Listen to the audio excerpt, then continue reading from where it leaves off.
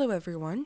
If you want to learn how to upload Instagram stories with music while keeping it in high definition, just keep on watching. First step, as usual, open Instagram on your phone and make sure that you are logged in.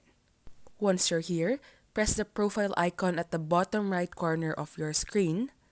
And once you press the profile icon, press the three lines at the top right corner of your screen.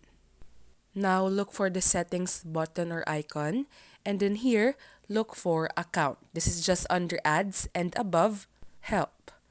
Once you've pressed account, look for the data usage option and then press this button.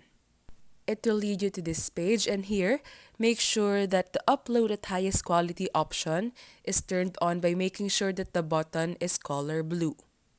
Also, make sure that the use less cellular data option is turned off. Once you've done this, you can go back to your Instagram and start posting stories with whatever music you like. By doing these steps, all of your stories with music will be in high definition. And that's all for this video. If this helped you, as always, don't forget to press like and subscribe. We hope to see you again on our next videos.